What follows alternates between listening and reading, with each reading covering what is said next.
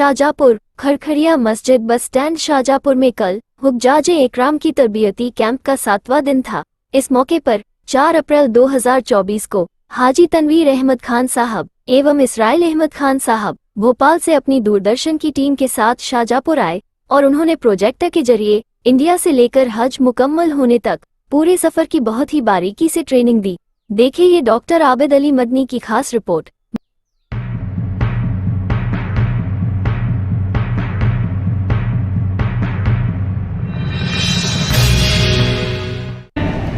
सबसे पहले मैं आपको अपने बारे में बताना चाहूंगा। मैंने 2010 में अपना हज किया था और 2015 में मैं ऑन ड्यूटी डेपुटेशन पे रहा हूँ और मैंने वहाँ पर हज का इंतजाम संभाला है।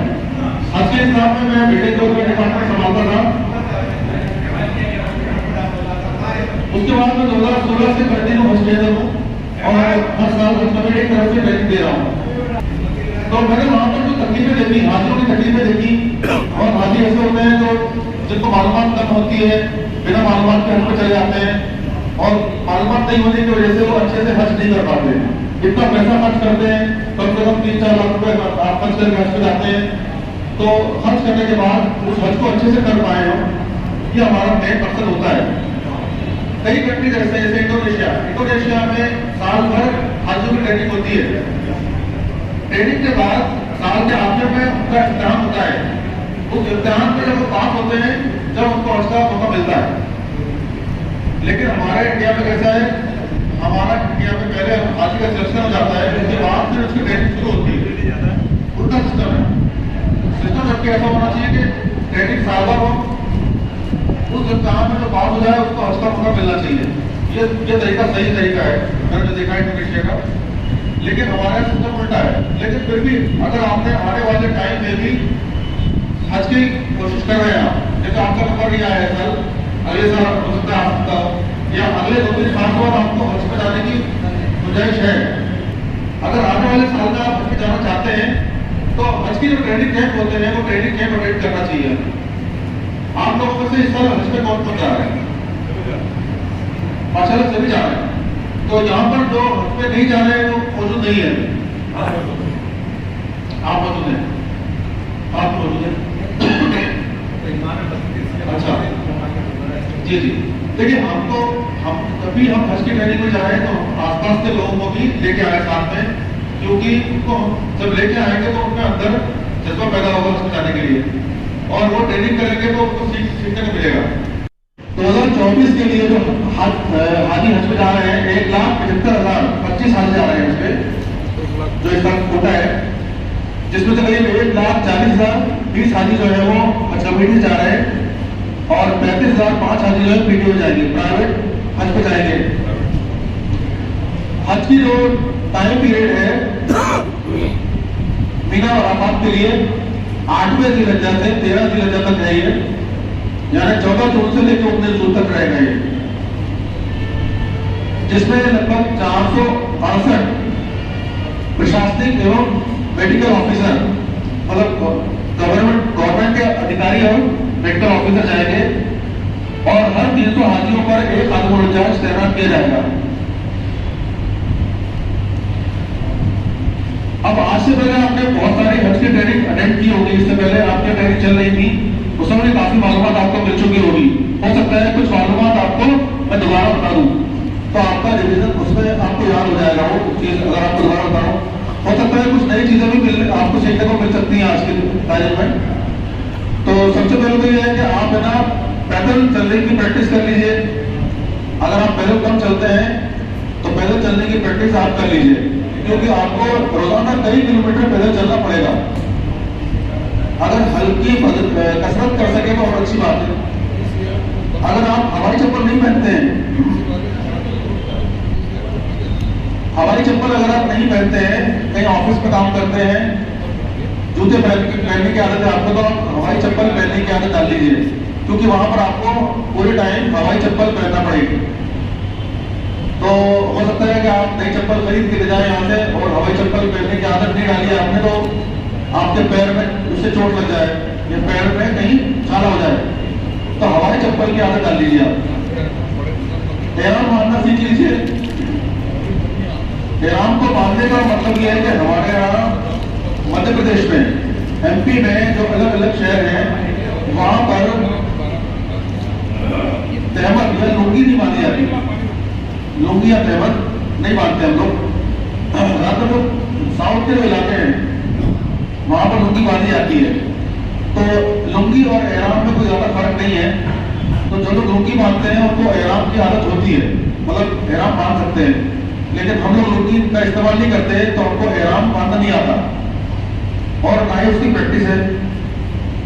तो सबसे अच्छी बात यह है कि आप एहराम बांध के घर में रहने की आदत डालिए। आप ऐसा भी करिए कि एहराम बांध के रात को सो जाइए, क्योंकि आपको वहां पर 5 दिन तक एहराम की हालत में रहना है।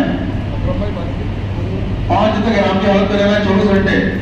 तो अगर आप यहाँ पर बांधने की प्रैक्टिस करेंगे तो आपको वहां पर भी आसानी हो जाएगी। कई बार क्या होता है कि लोगों को एहराम की आदत होती नहीं है और वो रात को सो जाते हैं, उनका एहराम भी खुल जाता है कई बार। तो इसलिए उसको सही से अच्छे से बांधिए। लब्बैक और तीसरा और चौथा कलमा पढ़ना सीख लीजिए। अगर आपको खास दुआएं याद नहीं है तो उसकी जरूरत नहीं है ज्यादा आपको, मतलब जो दुआएं हैं वो तो अलग अलग लोग पढ़ते हैं। आप खास तौर से लब्बैक और तीसरा और चौथा कलमा पढ़ना सीख लीजिए। आप याद कर लीजिए उसको। कोई नशा करते हैं, अगर आप सिगरेट, तंबाकू, गुटखा अगर आप में से कोई करता है तो उसको छोड़ दीजिए। कम से कम 4-5 महीने के लिए छोड़ दीजिए। आप अभी से छोड़ेंगे तो आपको आसानी होगी, क्योंकि अगर वहां पर जाएंगे तो वहां पर ये सब चीजें मना है। इनको ले जाना मना है, वहां पर इस्तेमाल करना मना है। कई लोगों को पुलिस पकड़ लेती है। कई लोग गुटखा वगैरह ले जाते हुए पकड़े गए तो पुलिस पकड़ लेती है, जेल में डाल देती है। मोबाइल फोन अगर नहीं चलाना आता है तो उसको सीख लीजिए चलाना, क्योंकि मोबाइल में काफी सारी इंफॉर्मेशन मोबाइल में होती है। अभी हज कमेटी ऑफ इंडिया ने हज सुविधा ऐप भी लॉन्च कर दिया है। अभी 15-20 दिन पहले हज सुविधा ऐप लॉन्च हुआ है। हज सुविधा ऐप जो है मोबाइल ऐप है, जिसके अंदर सारी इंफॉर्मेशन रहेगी। आपकी फ्लाइट की डेट कब आएगी, आपकी फ्लाइट कब जाएगी, कब पहुंचेगी, आपकी बिल्डिंग की इंफॉर्मेशन, बिल्डिंग का नाम, बिल्डिंग का पता, बिल्डिंग की फोटो। वहां पर आप जब रहते हैं तो आपको आपके आसपास मस्जिद, कौन सी गरीब मस्जिद है, मीना से बिल्कुल लगा हुआ, मतलब जहां मीना खत्म होता है वहां मुजल्फा स्टार्ट हो जाता है। ये मीना खत्म हुआ, मुजल्फा स्टार्ट हो गया और मुजल्फा से ही अराफात है। जहां पर मुजल्फा खत्म होता है वहां अराफात स्टार्ट हो जाता है। अब ये डिपेंड करता है कि आपका खेमा कितनी दूर है, उसको डिपेंड करता है। इस तरह से ये डायरेक्शन पे है। ये यहाँ पर जद्दा की तरफ रास्ता गया है और ये मदीना की तरफ रास्ता गया है। मदीना वहां से करीब 450 किलोमीटर दूर है। मक्का से मदीना 450 किलोमीटर दूरी पे है और जद्दा जो है वो 86 किलोमीटर की दूरी पे है। एस्केलेटर का इस्तेमाल आप दिल्ली किस तरह से करते हैं। मैंने आपको बताया था कि अरब शरीफ की जो बिल्डिंग की जो ऊंचाई है वो करीब 80 फीट है।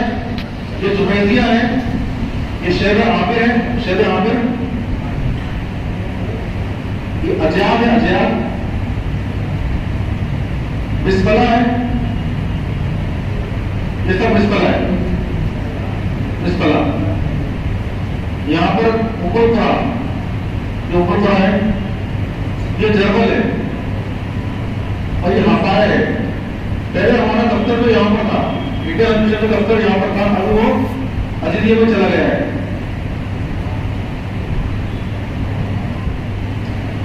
ये देखिए अजीजिया का नक्शा है। अजीजिया में जो हमारे बिल्डिंग है वो इस तरह की बनी हुई है। इसी में आपके जो बिल्डिंग है, कई ना कई बिल्डिंगें होंगी। इसी के अंदर पाकिस्तान की बिल्डिंगें भी हैं और इंडिया की बिल्डिंगें भी हैं और भी कई कंट्रीज की बिल्डिंग अजीजिया में है। यहाँ तो आगे वाले हिस्से में और हजरात की एंट्री होती है। मस्जिद के आगे वाले हिस्से से मर्द हजरात की एंट्री होती है और पीछे वाले हिस्से में लेडीज की एंट्री होती है। यहाँ पर पीछे से एंट्री होती है, लेडीज की एंट्री यहाँ पीछे से होती है। तो जब आप जाते हैं तो वहां पर मर्द और लेडीज जो है वो पिछड़ जाते हैं एक दूसरे से, क्योंकि मक्का में क्या ऐसा नहीं है। मक्का में एंट्री किसी भी गेट से लेडीज की भी है और जेंट्स की भी है। सिर्फ नमाज की टाइम पे और हजरात जो है वो आपके मकाम पे रह जाते हैं। कंकरी बीन के आप नीचे चले गए, फिर मीना से आप जंगलात चले गए गंदगी मारने, फिर गंदगी मार के आप वापस नहीं आएंगे, गाँव से ज्यादा चले जाएंगे आप यहाँ पर, फिर वापस लौटे मीना, फिर मीना में अगले दिन तक गंदगी मारनी है।